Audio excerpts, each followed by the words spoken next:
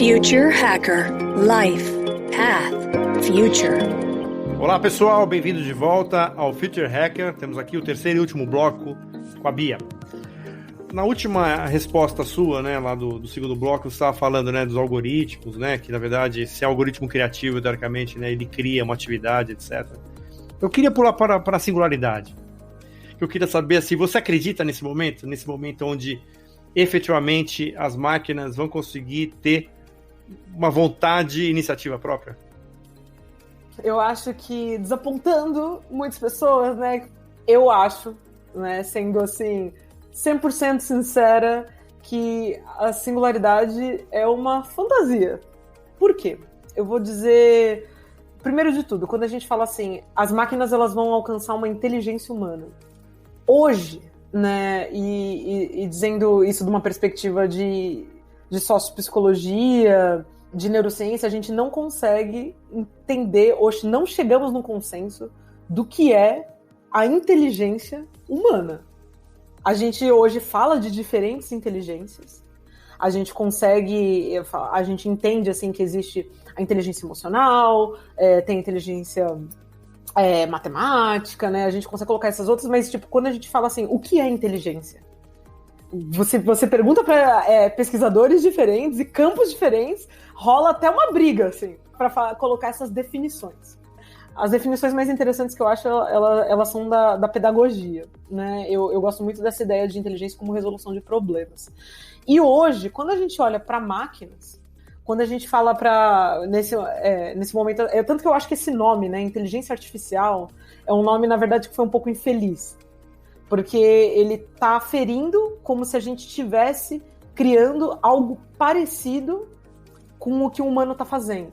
E quando a gente olha, por exemplo, para uma máquina falando com a gente, né, quando a gente conversa com a Siri, ou quando a gente viu a derrota, né, do Kasparov no Deep Blue, né, e a gente fala, nossa, a máquina fazendo aquela coisa que a gente achava que era só um humano capaz, e aí no final a gente foi ver que o que o algoritmo estava fazendo era procurando vários padrões, né, conseguindo, com essa capacidade, né, de processamento, processar padrões ali muito melhor, né, do que o humano às vezes consegue fazer sozinho. Só que pelo menos eu vejo muito por esse lado de, não quer dizer que a máquina, por ela conseguir achar um padrão, que ela funciona igual que a gente considera a inteligência humana. Que a gente não consegue entender exatamente como funciona, a gente está começando, né, nos estudos cognitivos a entender muito melhor do que a gente entendia há anos atrás, só que a gente dizer que as máquinas o que a gente está fazendo hoje com código binário, né, com linguagem de computação, e equiparar isso a humanos, pelo menos eu acho isso muito fantasioso, sabe? Eu gosto muito de um exemplo, eu esqueci o autor, que explicava essa ideia que, tipo, se você dá para uma pessoa um código, ou numa outra língua que aquela pessoa não entende, né? Vamos dizer que alguém dá aqui pra gente um livro em chinês. E aí você fala para aquela pessoa, tipo, você tem que, para você conseguir, você prendeu a pessoa em algum lugar, né? Para você conseguir fugir aqui desse lugar que você tá, você tem que começar a escrever em chinês. Se aquela pessoa não tem nada, né, se você só deu o livro para ela, é muito difícil ela conseguir aprender, né, a falar, a entender as questões culturais por trás, a conseguir pronunciar. Só que se você der para ela, por exemplo, o mesmo livro, um livro na língua dela e um livro em chinês, pode ser que ela comece a equiparar, tipo assim, essa palavra aqui, pão, tô vendo onde ela aparece nos mesmos lugares, então isso aqui deve significar pão. Então, ela pode ser que depois de um tempo, ela entenda esses padrões e ela comece a escrever, e ela forme ali uma frase. Quer dizer que essa pessoa sabe chinês? Que ela aprendeu chinês? Não. Eu sei que isso é um dos exemplos, né? Mas eu acho que a gente equiparar o que a inteligência artificial faz, o que os algoritmos fazem, com a cognição humana, eu ainda acho muito fantasioso, assim. Mas eu acho que a gente está conseguindo, cada vez mais, criar e se aproximar. Pelo menos, eu vejo que a gente tem o que a gente chama de wetware, né? Da gente, por exemplo, juntar computação, né, o BCI, né, Brain Computer Interaction, então interação cérebro-máquina. A gente já está descobrindo outras coisas, outras ciências, né, tendo essa evolução e juntando.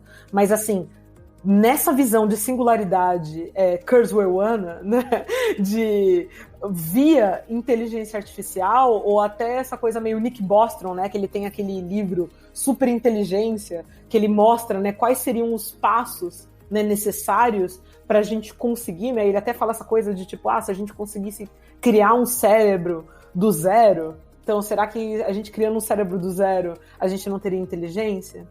Eu, pelo menos, eu não tenho essa visão. Antes de mais nada, porque eu não vejo o ser humano desconectado, assim, ou só o corpo. Nós somos sociais. Então, você tem que ter uma noção de comunidade, de país, de cultura, para você entender, por exemplo, o que é inteligência, né? Porque se você pega só um indivíduo, você não consegue desconectar o indivíduo de corpo, você não consegue desconectar o indivíduo da sociedade que ele faz parte. Então eu acho que antes a gente vai ter que entender tudo isso pra gente começar, então, a sonhar em fazer alguma coisa minimamente próxima do que nós somos, né? E tem uma pessoa que está sonhando muito alto, que é o Elon Musk, que criou com o Neuralink, que fez o trabalho da expansão da consciência, né? Já para os primeiros pilotos ali, com os porquinhos ali, né? O que você acha disso daí? O Elon Musk, né, dizer especificamente do nosso querido, eu acho muito interessante, né, muitas das empresas que ele se propõe e tal, mas eu sempre gosto eu até brinco com meus alunos, né, quando a gente tem algumas pessoas que elas têm recursos, têm poder midiático, no sentido, né, de são pessoas muito visadas pela mídia, comunicação, e elas têm esses recursos até não só recurso financeiro, mas essa capacidade de mobilização em torno de suas ideias. Quando o Elon Musk, ele, por exemplo, apresenta um Neuralink, ou então ele fala que nós vamos colonizar Marte, ele consegue mobilizar pessoas, cérebros, ideias, tempo de trabalho, que é a coisa mais preciosa que nós temos como sociedade, para perseguir essas ideias e esses sonhos. E eu acho muito legal, por exemplo, as ideias do Neuralink e a pesquisa que está sendo feita para esse tipo de coisa acontecer, mas eu, pelo menos, não sei se todos os ouvintes sabem, mas algumas das pesquisas base que deram origem ao Neuralink foram feitas no Centro de Neurociências que a gente tem em Macaíba, né, feito pelo pesquisador Miguel Nicoleles no Brasil, né, e a gente está falando de pesquisa brasileira que ajudou, né, de alguma maneira, esses pesquisadores, né, que trabalham com Elon Musk. E quando eu penso nisso, penso nas questões assim, como é que a gente... às vezes uma empresa, ela coloca ali o seu cenário, né, o que ele quer que aconteça, o que quer acontecer, o que gostaria, né, que aquele produto se tornasse, mas coloca aquilo numa visão mercadológica, uma promessa para que vários atores se unam àquilo para que aquilo aconteça, entendeu? Não necessariamente que aquilo é o que é. Então, tipo assim, não é que o Neuralink ele funciona exatamente como a promessa dele, mas você vai mobilizando atores diferentes para que aquilo aconteça daquela maneira.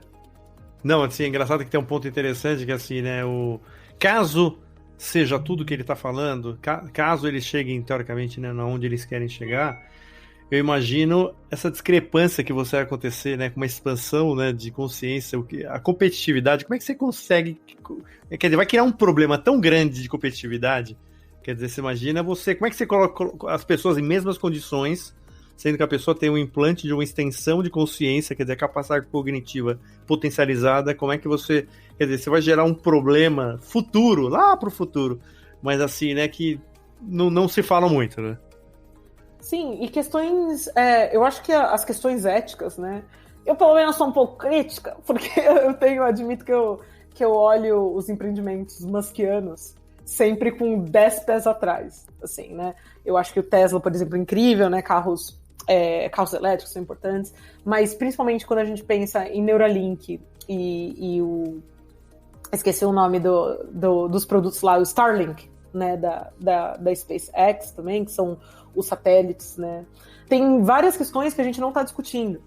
Qual o limite ou onde está a privacidade humana na cognição, né? Apenas uma das coisas, né? Ou não só essa questão da competitividade, né? Porque isso, se a gente pensar, já é um problema que a gente vive hoje. A gente tem aqui, eu estou numa universidade americana, né, que a gente já estuda muito essa questão de, tipo, os universitários que usam drogas, né, usam, enfim, substâncias para se tornar mais produtivos, né? Então tentar ir nesse além do que seria a capacidade, entre aspas, deles naturais. Então a gente já é esse ser meio sintético, né? Porque a gente já usa de substâncias para tentar melhorar algumas das capacidades, e quem tem dinheiro, acesso, e acesso no sentido, às vezes, até de conhecimento, né? De saber que a substância existe, né? Não só de comprar. E de como usar de uma maneira segura, né? E de não ter problemas depois. Então isso já é uma questão real agora. E a gente já tem problemas de discutir e de regular. Imagina a gente criando, a gente tendo empresas privadas que têm esse interesse, que é um interesse de produtividade, que às vezes eu penso assim, tipo, qual que é essa régua que a gente está usando para o mundo? Tipo assim, então eu vou criar tecnologias para te deixar tão produtivo, né? Porque é produtividade que é o importante, entendeu? Não é o bem-estar. Eu sei que eu tô aqui exagerando e o Neuralink ele não é só sobre isso, só que eu acho que é importante a gente ter essas discussões, que nem você falou.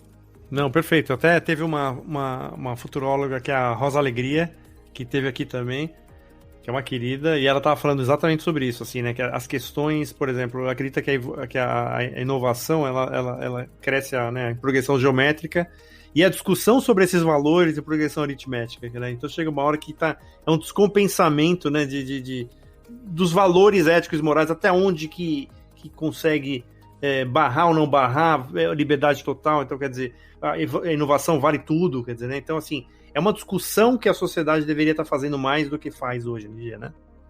Sim, e principalmente lembrando aquilo, né, que a tecnologia, ela não é descolada do humano, são humanos criando, com que tem seus valores, que tem suas visões.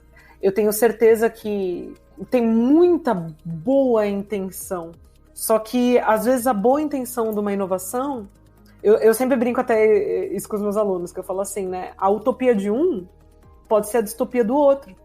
Aquele mundo completamente automatizado, né, livrando, por exemplo, a gente de questões, né, do trabalho manual, né, do trabalho de limpeza, às vezes do trabalho de cuidado, né, de quem são essas utopias, né? Quem vai viver isso na prática mesmo? Porque o que a gente está vendo hoje em dia, e até falando aqui de Austin, por exemplo, aqui em Austin você tem esses grandes centros, né, do Facebook, por exemplo, de pessoas que ficam o dia inteiro vendo se a foto ela é ofensiva, não é ofensiva, é pornografia, é violenta, e pessoas que ficam treinando, né, esses algoritmos o dia inteiro. Então, essa distopia, né, que a gente entra na nossa rede social e fala, nossa, que legal, já é tudo automático aqui, só que aí a gente não vê que teve uma massa de trabalhadores ali por trás, que estão ali horas, ganhando pouco, sofrendo trauma para que aquilo aconteça daquela maneira. Então eu acho que a gente tem que ter muito cuidado com isso, sabe? De tipo, o que eu desejo por quê, né? Primeiro a gente tem muito essa noção. E qual que é o trabalho do outro aqui? Eu sempre acho isso muito interessante, assim. Por que a gente às vezes olha para as máquinas como essa coisa desprovida de valores, ou inevitável, né? Vai acontecer, a tecnologia vai ser desse jeito.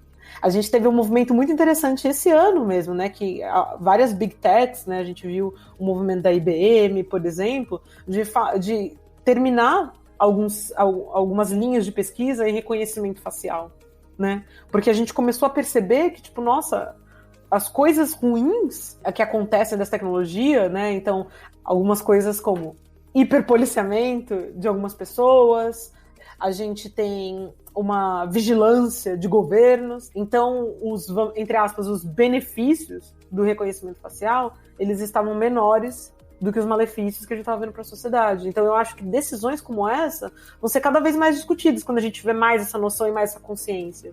De tipo, nossa, será que a gente precisa mesmo desenvolver uma coisa que vai trazer tanto malefício? para a sociedade, eu não acho que a inovação ela é livre de valores, né? Porque tem humano ali por trás. Vale tudo, né? Vale tudo, né? Vale tudo. Ô Bia, a gente está chegando aqui ao final. Eu queria agradecer imensamente a tua participação. A gente teve uma aula aqui com a Bia Fernandes Rodrigues, uma professora, futuróloga, mora em Austin aí, com vários projetos interessantes aí. Eu queria que você deixasse aqui teus contatos, assim, caso as pessoas queiram conhecer mais seu trabalho, e você sinta-se à vontade aqui quando tiver mais novidade, pesquisas. Assim, a gente tem uma audiência que tá levando, graças a Deus, tá indo para muitos lugares do mundo aí, né, e tem gente que tá gostando muito das pessoas que estão aqui, com certeza vou gostar muito da tua entrevista. Obrigado pela tua presença e me conta um pouco aí para os seus contatos, como é que a gente te acha?